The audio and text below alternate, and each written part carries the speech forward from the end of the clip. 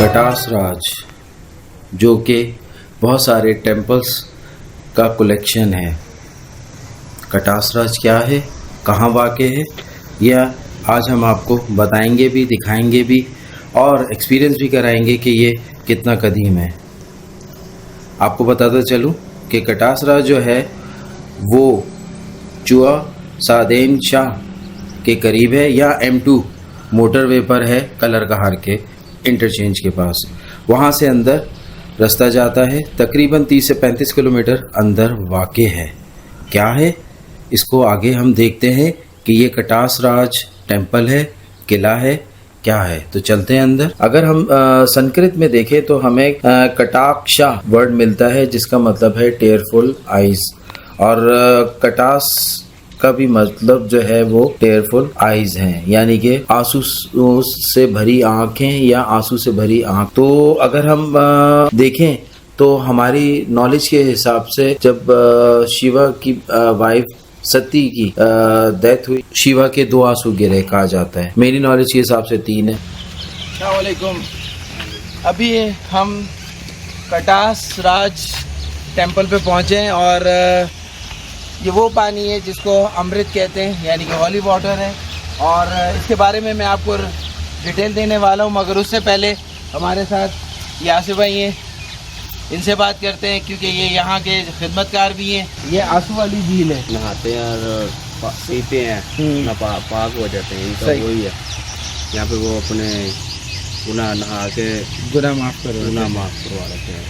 ये लिखा हुआ है। ये पूरी भरी हुई होती है यहाँ तक? यहाँ ये भरी होती है, इससे नीचे रहती है, इससे नीचे रहती है। तो बस पानी कहाँ जाता है? ज़मीन पी लेती है यहाँ?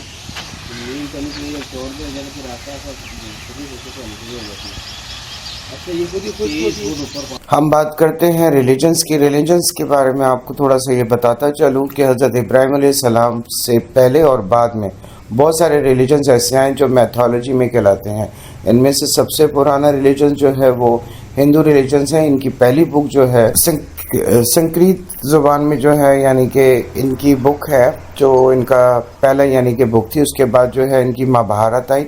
महाभारत में जो है ज़्यादातर जो है वो राम लक्ष्मण और जो है वो जो उसकी पूरी कहानी के बारे में है। दोनों बुकें जो है बहुत दिलचस्प हैं। हम बात करते हैं हिंदू रिलीजन्स की। सबसे पहले भगवानों के बारे में जब बात की जाती है तो सबसे पहले शिवा की बात की जाती है। शिवा का जो है वो सबसे पहले जो मेरी नॉलेज में आज से 4 से 5 साल पहले जब पता लगा मुझे कि बलूचिस्तान में एक ऐसी जगह है जो बहुत काबिल तरीन है। जब मैं उसके बारे में डिटेल निकालने शुरू हो गया तो जगह का नाम इंगलाज है। इंगलाज की जो है डिटेल जो है वो हमने जानना शुरू कर दी। तो उसी पीरियड में हमारा यहाँ का पता लगा। हमारा यहाँ का पता लगने के बाद जो है हमें पता लगा कि यहाँ पे शिवा का आंसू है। इंगलाज जो है वो बताया जाता है कि शिवा की जो बेगम थी, सती जो थी, जब उनको आग में धकेला गया तो शिवा को पता जब लगा तो शिवा ने जब आके उसको बचाने की कोशिश की तो कहा जाता है कि जो इंगलाज जगह है वहाँ पे जो उनकी सती जो बेगम थी उनका हाथ गिरा है। उसके बाद जब पता लगा कि शिवा का आंसू है तो हम देखने के लिए इस जगह पे आए और इसकी डिटेल मालूम करने के लिए आए। शिवा का कहा जाता है कि इंडिया में एक ऐसी जगह है जहाँ पे जो ब्लू कलर का जो है एक पहाड़ है। अगर हमारा बुलावा हुआ इंडिया में तो हम बहुत सारे ज़ियारत के अलावा कब्र मज़ारात के अलावा जो है हम आपको जो है वो पहाड़ भी दिखाएंगे जिसमें कहा जाता है कि शिवा इस पहाड़ के इर्द गिर्द जो है वो गायब हो गया था और उसके बाद उसने कहा था कि मैं जो है वो बहुत टाइम के बाद दोबारा आऊँगा और किसी के साथ आऊँगा। हिंदू रिलीजन्स की बहुत सारी बातें इस किस्म की हैं जो हम आपकी नॉलेज में डाल रहे हैं। और उसके अलावा इंगलाज जब जाएंगे तो वहाँ की पूरी डिटेल देंगे कि वहाँ पे ये लोग उसको हज क्यों कहते हैं, शिवा की बेगम का हाथ कैसे गिरा, वो पूरी डिटेल वहाँ पे देंगे। अस्सलाम वालेकुम याली मदद। मैं आपका दोस्त आसिफ मलंग, फेसबुक का, इंस्टाग्राम का और यूट्यूब के जर्नी ऑफ फेथ के साथ मैं आया हूँ यहाँ पे कटास राज के नाम से, एक बहुत ही कदीमी जगह जिसके साथ हमेशा हिस्ट्री जुड़ी रहती है। ये इतना बड़ा है कि कम से कम आपको जो है 4 से 5 घंटे जो है वो देखने को और समझने को मिलता है। इसकी हिस्ट्री इतनी लंबी है कि मेरे अंदर से इस जगह पे जो है आपको आके ज़रूर देखना चाहिए, समझना चाहिए और इसकी कंप्लीट जो है आपको जो है डिस्कोग्राफी जो है वो आपको मेरी YouTube channel journey of faith पे मिल जाएगी। लेकिन मैं उसके साथ आपको हर चीज़ ये बताऊंगा कि यहाँ की कदीमी ज़माने में किस ज़माने में किसने क्या किया, और नहायत ही एडवेंचर किस्म की जगह है। मेरे साथ रहना फेसबुक पे आप, इंस्टाग्राम पे और YouTube channel journey of faith पे। मैं आपका दोस्त आसिम मलंग। अस्सलाम वालेकुम यानी मलिक। अभी जो है हम आपको लेके चल रहे हैं शिव जी के मंदिर पर, और इनके भी बिल्कुल डेटा अभी मैं देने वाला हूँ आपको। और पहले जो है हम इस तरफ बढ़ते हैं ताकि हम आपको वो मंदिर की विज़िट करा सकें। और ये भी एक बहुत हिस्टोरिक हिस्ट्री है जो सदियों पे मुहित है, हज़ारों साल पुरानी है। डिस्कवर जो हुई है, हमेशा आपके लिए तारीख की काफ़ी चीज़ें लेके आते रहता हूँ। मैं आपको जो है काफ़ी पुरानी चीज़ लेके आ रहा हूँ जहाँ पे शिव जी का भी मंदिर है, राम का भी मंदिर है। अगर आपने रामायण या महाभारत पढ़ी होगी तो आपको इस सिलसिले का पता लगेगा। नहीं पता तो मैं आपको बताऊँगा। मेरे साथ चलते रहे मेरी जर्नी ऑफ फेथ के साथ यूट्यूब के चैनल, और मेरे साथ इस सारे एडवेंचर को अच्छी तरह समझे और देखें। मैं तारीख की चीज़ें हर वो आपके सामने लाता हूँ जो छुप गई है। कई सदियों या हज़ारों साल पे मुहित है, क्योंकि ये उस दौर की बात है जो हज़रत सुलेमान से भी शायद कई हज़ारों साल पहले की बात होगी। क्योंकि हमारी रिसर्च के हिसाब से जो शिवा गुज़रे हैं वो जिन्नात में पैगंबर गुज़रे। इसकी कहीं शवाहिद तो नहीं है लिखत के हिसाब से, यानी कि किसी बुक का मैं तो रेफरेंस नहीं दे सकता। जो सूफीज़म में लोग गुज़रे हैं अभी भी, वो इन चीज़ों का जिक्र करते हैं। और कदीम मंदिरों में से है। और यहाँ पर भी जो है बहुत से चाइनीज़ आर्कोलॉजिस्ट और ट्रैवलर्स और दूसरे कई सयाह यहाँ आते रहे। और कुछ जिक्र है जीसस से पहले भी इस जगह का जिक्र है, और जीसस के बाद का भी जिक्र है। और ये सिखिज़म के लिए भी बहुत मुक़द्दस जगह है, हिंदूइज़म के लिए भी है। और उसके साथ साथ यहाँ बहुत बड़ी बड़ी हस्तियाँ आई हैं। पहले जो है वो शिव के मंदिर में चलते हैं, यहाँ के बारे में जानते हैं। अभी जिस जगह पे मैं बैठा हूँ ये बहुत ख़ास जगह है, और इसको विज़िट करने का मकसद जो है वो भी मैं आपको बताऊँगा। पहले जो है हम यहाँ पे शिवा जी के मंदिर है उसकी तरफ बढ़ते हैं, और लोगों को बताते हैं कि ये भी बहुत बड़ी हस्ती गुज़रे हैं, और इनका भी बहुत बड़े काम है सरज़मीन पे, और इनकी जगह जगह जो है वो मौजूदगी की भी वजह है। तो अभी हम देखते हैं अंदर। आम ज़बान में कहूँगा तो ज़ियारत करते हैं, और आपकी ज़बान में कहूँगा तो विज़िट करते हैं। आए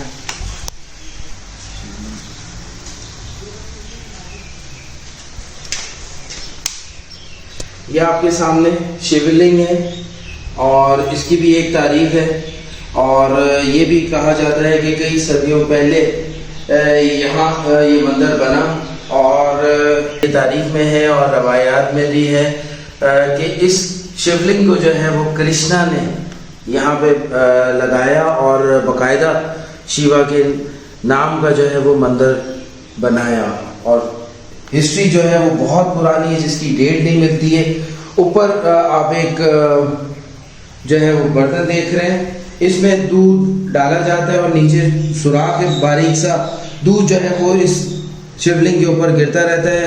वो हिंदू धर्म के वो लोग जो यहाँ के मन्नत मानते हैं, और उनकी जो भी मुरादें या मन्नतें पूरी होती हैं, उसके बाद वो दोबारा यहाँ यात्रा के लिए आते हैं और यहाँ विजिट, यहाँ ज़ियारत करते हैं। और दूध का नजराना जो है वो यहाँ डाल दिया जाता है, और वो दूध आहिस्ता आहिस्ता टपकता हुआ इस पूरी जगह पर चला जाता है शिवलिंग पे। और कहते हैं कि जितनी देर तक वो टपकता रहेगा उतनी कहा जाता है कि उनके बरकत होती है उनके जिंदगियों में, या उनके नाम के साथ, या जो काम होता है वो खुश असलूबी से हो जाता है। ये छोटा सा मंदिर, सुकून वाला मंदिर, एक इबादत का एक पूरी लैंग्वेज है जो आप मुझसे बेहतर जानते हो।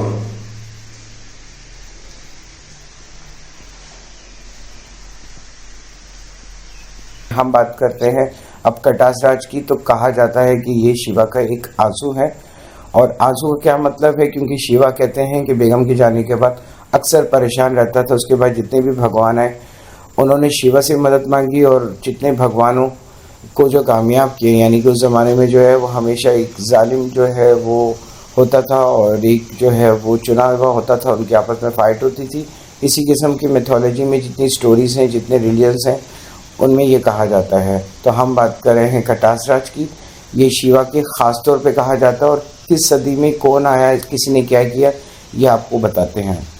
पहला आंसू जो गिरा वो कटास की जगह पे था और दूसरा जो था वो आप अजमेर में शरीफ चले जाएं, उसके करीब एक नैनीताल है, वहाँ पे गिरा।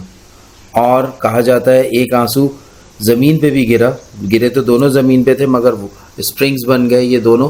तीसरा जो था जब गिरा तो रुद्रश बनी, यानी कि रुद्रश का पौधा उग गया। अब कहाँ तक मैं सही हूँ, अगर आपको इससे ज़्यादा बेहतर पता है तो मुझे ज़रूर बताइएगा। आगे बढ़ते हैं कि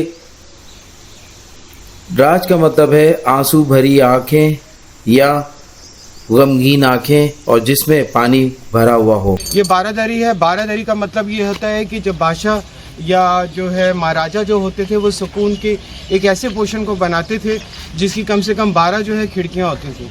वहाँ पे वो अपना टाइम गुजारते थे और वहाँ पे हवा और हर चीज़ का निज़ाम होता था। जब नीचे की ये लोग सारे सिलसिले से तंग आ जाते थे तो उस ज़माने में जो है बारादरी जो है वो बादशाहों के हिसाब से, महाराजाओं के हिसाब से जो है एक ख़ास पॉइंट बनाया जाता था जो नहायत ही खूबसूरत होता था। कहते हैं कि उस ज़माने की महाराजा की बेगमें जो होती थी बारादरी जो है उनमें अपना टाइम गुजारती थी और बहुत टाइम के बाद जो है वो रात के टाइम भी वहाँ पे ज़्यादा टाइम गुजारती थी। बारादरी नहायत ही खूबसूरत जगह होती है।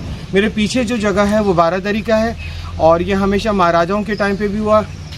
राम के टाइम पे जो है जो सीता का सिलसिला है, जो रावण का सिलसिला है, ये कहानी एक बहुत लंबी है। इसके लिए जो है आपको जो है महाभारत जो है वो जो है पढ़नी पड़ेगी। मेरे पीछे जो जगह है वो है बारादरी। बारादरी यानी कि 12 खिड़कियों वाली जगह।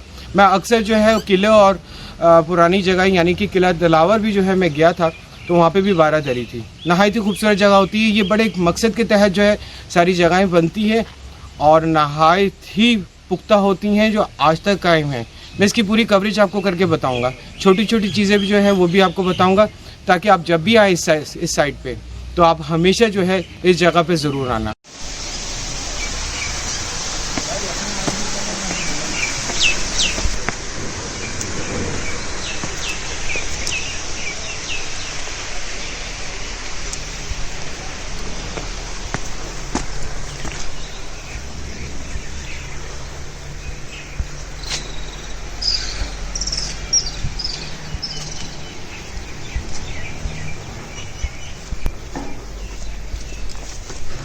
अभी हम यहाँ कटास के टेम्पल्स के करीब पहुँचे हुए हैं। कटास के अंदर ही हैं और बहुत सारे टेम्पल्स यहाँ पर हैं। अभी जिसकी तरफ मैं बढ़ रहा हूँ वो हनुमान जी का है और यहाँ अंदर चलते हैं और देखते हैं कि यहाँ क्या क्या हमें चीज़ें मिल रही हैं और क्या क्या मैं आपको बताने वाला हूँ।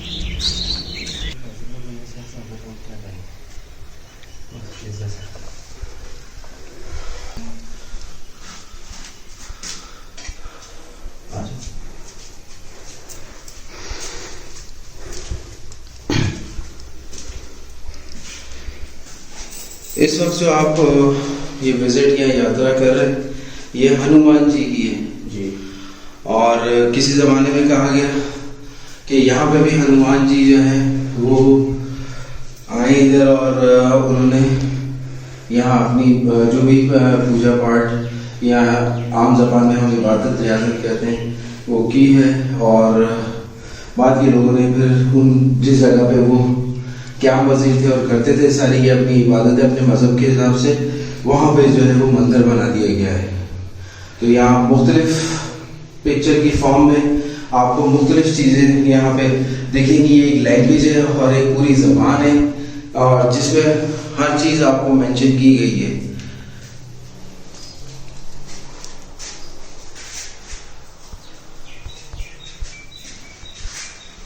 ये वो तारीखी विरसा है हमारे मुल्क का जो बहुत कदीमी है और कई सालों से यहाँ पर मौजूद है। अब इस पूरे इलाके को जो है वो सारे कदीमा वाले टेक केयर करते हैं और इनको कोशिश की गई है अभी तक कि ये अभी तक ओरिजिनल हालत में रहें, क्योंकि ये बहुत पुरानी पेंटिंग्स हैं जो यहाँ पर दीवार पे लगी हुई हैं और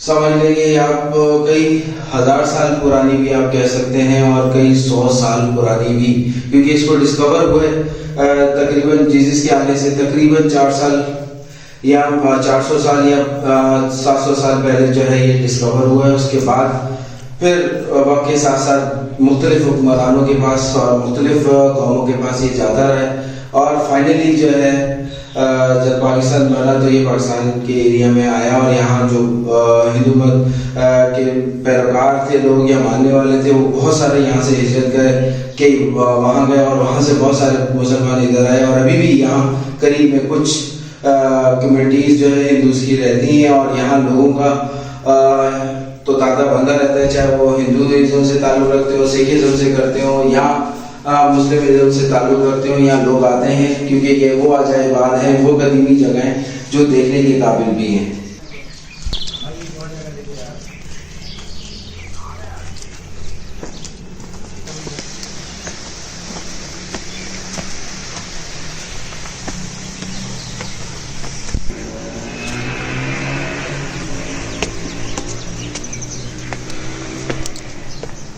अभी इस वक्त कटास में हूँ और बहुत बड़ी एरिया पे ये है जगह और यहाँ पे मुख्तलिफ मंदिर हैं। अभी हम जिस मंदिर की तरफ बढ़ रहे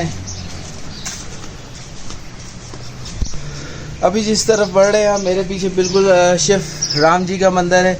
इसकी भी हम आपको दिखाते, कंस्ट्रक्शन भी और इसके बारे में बताते हैं। आए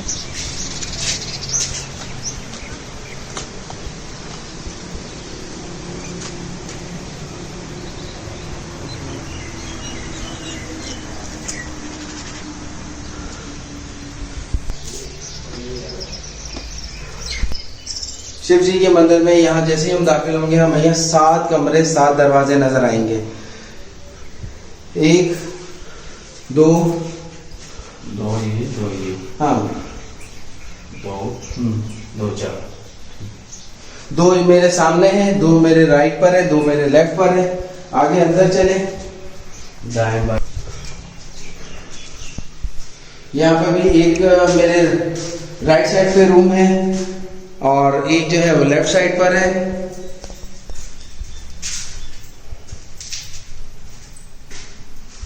एक फ्रंट पे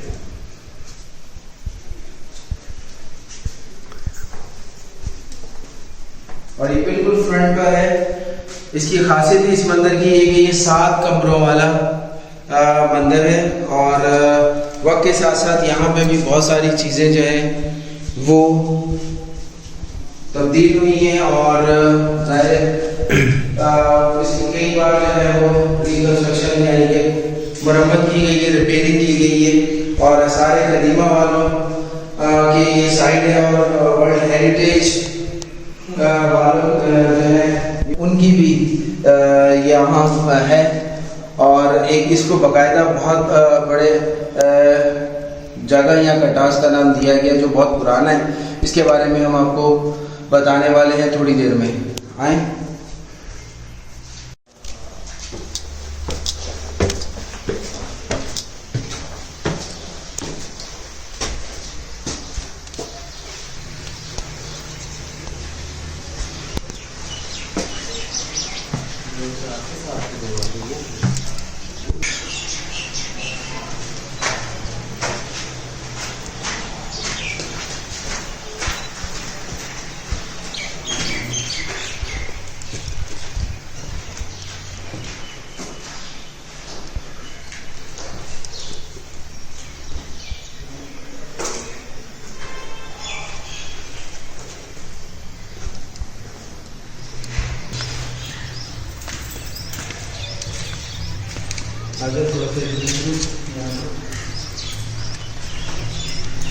इसको शिव राम जी का मंदिर भी कहते हैं और शिव राम चंद्र का भी जो है वो रामचंद्र का भी इसको मंदिर कहते हैं या टेम्पल कहते हैं। इन जगहों पे आपको मुगलिया जो कंस्ट्रक्शन है वो कॉमनली मिलेगी। ये जितना मैंने भी आपको दिखाया और नीचे के भी 7 कमरे और यहाँ के भी मज़ीद 2 हॉल बल्कि 3 हॉल हैं और ये बालकोनी है सामने, ये सब मुगलिया दौर की कंस्ट्रक्शन है, यानी कि मुगलिया दौर में ये बनाए गए और तकरीबन ये 400 साढ़े 300 साल या लगभग 500 साल पुराने हो सकते हैं। मगर क्योंकि एक जगह जब क्रिएट हो जाती है और उसके बाद आते हैं कुछ लोग उसको पहली बार बनाते हैं, फिर वो बाद के आने वाले और बनाते हैं, फिर मौसम और जंगों की वजह से वो टूटते और जो है वो रिपेयरिंग मांगते हैं। इस तरह करते करते जो है ये आज इस हालत में है कई सौ साल बाद। और यहाँ जो सबसे इम्पॉर्टेंट चीज़ थी वो शिवा का आंसू या टेयर ऑफ आइज़ क्यों हुआ ये भी मैं बताने वाला हूँ आपको।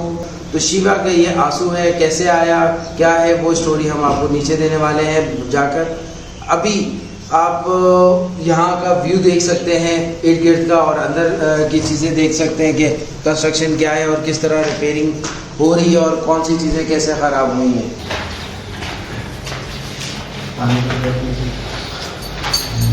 हम बात करें कि राम के बारे में, तो जब भी हमेशा जो है जुल्म होता है, कोई ना कोई आता है तो खुदा जो है उसको ज़रूर भेजता है जिसने इंसाफ करना होता है, लोगों को बचाना होता है और हक और सच की बात करनी होती है, चाहे वो कौन सा भी टाइम पीरियड है।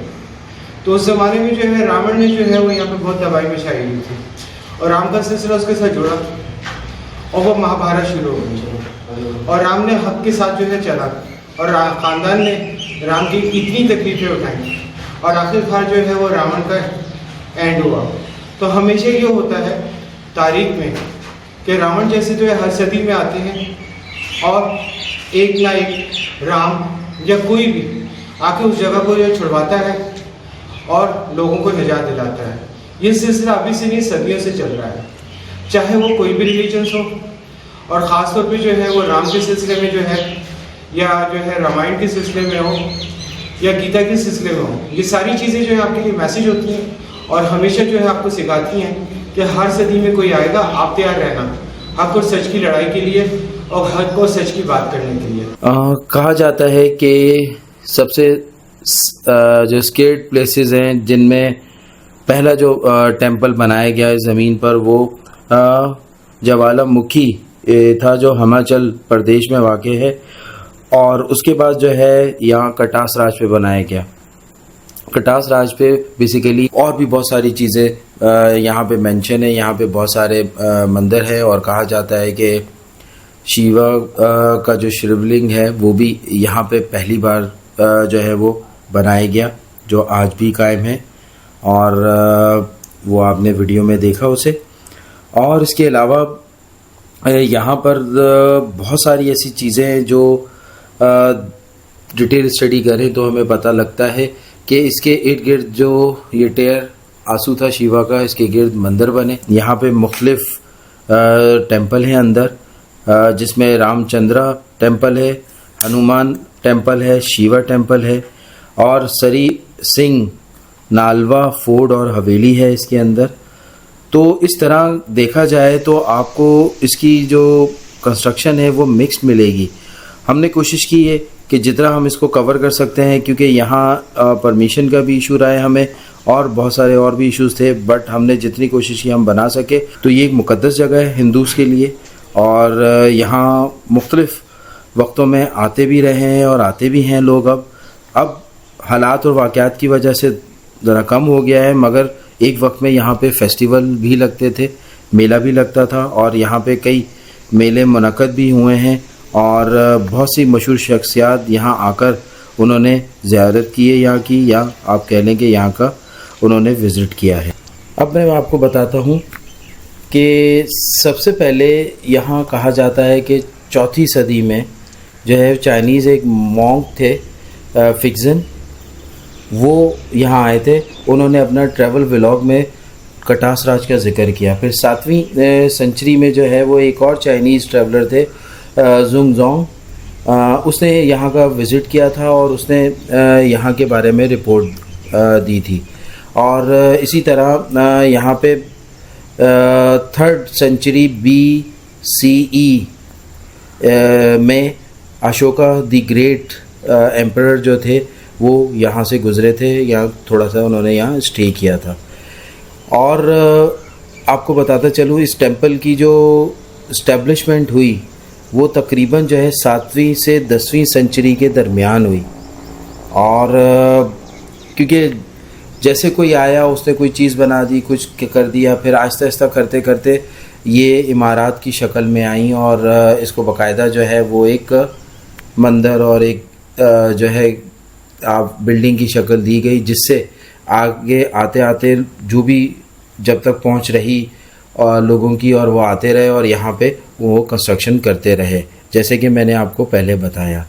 और इसके अलावा यहाँ पर गुरु नानक भी आए और अक्सर जो लोग आते हैं गुरु नानक के या पंजा साहब पर, वो इस जगह पे भी जाते हैं और यहाँ का भी जो है यात्रा करते हैं। कुदरत के खेल बहुत निराले हैं। कैसे निराले, किस मज़हब में किस जगह पे कौन सी चीज़ क्या करनी है वो हमसे बेहतर जानता है।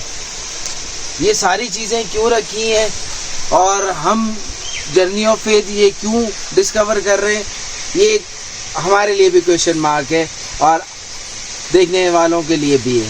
हमारे लिए जैसे जैसे हम आगे बढ़ते जा रहे हैं क्लियर होता जा रहा है कि कुदरत, जब हम सूफ़ीज़म पे चले तो आहिस्ता आहिस्ता सूफ़ीज़म के दरवाजे खुल गए, तो हम फ़कीर से शुरू हुए और हम इमामों तक पहुंच पाए।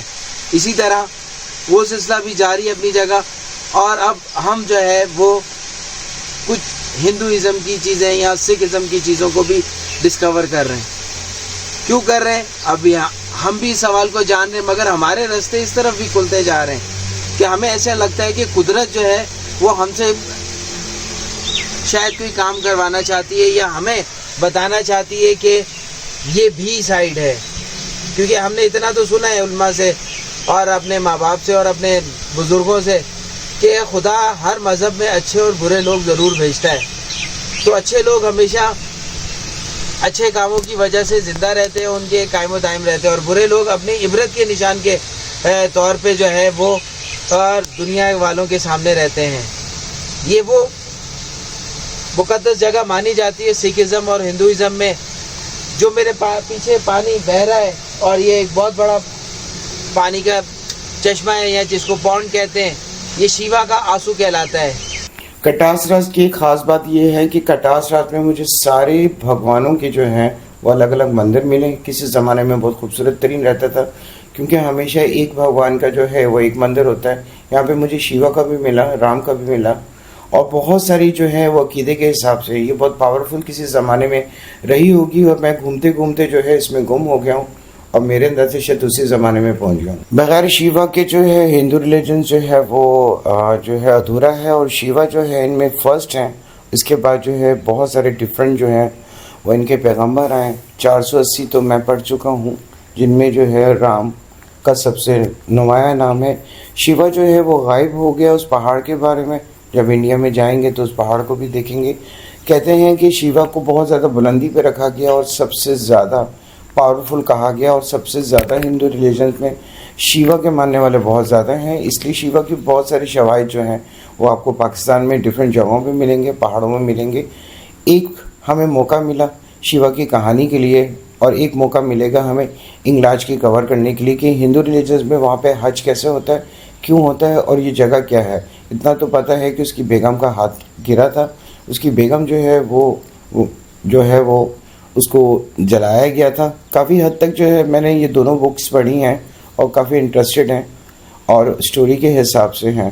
इस जगह के बारे में जो हम आपको फाइनल बताते हैं और नेक्स्ट टाइम हमें जो भी कुछ मिला तो हम कंप्लीट करेंगे। हमारी कोशिश होती है कि उनकी बुक से ही निकाल के उनको दें और उनको समझाएं जिस तरीके से कोई रिलीजन्स होता है और उसके उसी अकीदे के हिसाब से हम आप तक वो बात पहुंचाते हैं, चाहे वो किसी भी रिलीजन्स का हो। हमारा काम है इन जगहों को फाइनलाइज करना और आप तक पहुंचाना। कहते हैं कि तारीख जो हो, चाहे वो बादशाहों के ज़माने का हो या जो है महाराजाओं के ज़माने का हो, और उस ज़माने की जो हर चीज़ जो है वो नहायत ही खूबसूरत बनाई जाती है। मेरे पीछे जो है ये एक चश्मा जो है वो कटार राज के नाम से है ये जगह, और इसका एक ख़ास चश्मा था जो ज़मीन के नीचे था। ये महल जो है वो पहाड़ों को खोद के बनाया गया था।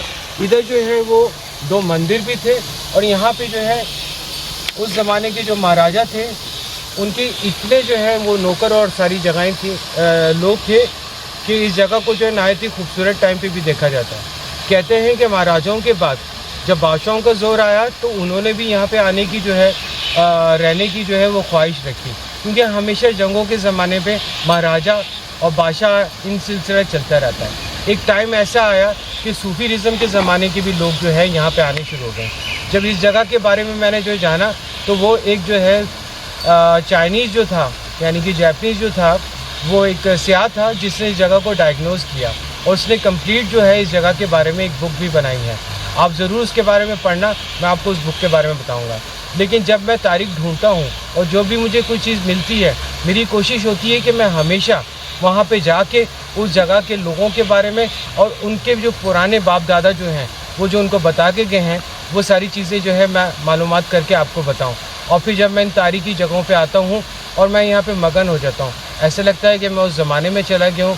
हो सकता है ये मेरा तस्वुर हो, लेकिन जिसको तारीख से प्यार होता है और वो जब जगह पे जाता है तो उस जगह की हर चीज़ को महसूस करता है और इस ज़माने के अंदाजे से उस ज़माने में पहुँच जाता है। मैं घंटों यहाँ पे घूमता रहा और मुझे ऐसा लगा कि मैं महाराजाओं के ज़माने में पहुँच गया। नहायत ही एडवेंचर किस्म की जो है यहाँ पे जगह है। आप ये देखिए, मेरे पीछे जो आबशार बह रहा है उस ज़माने में जो है ये कुदरती तौर पे जो है पहाड़ों से निकलता है।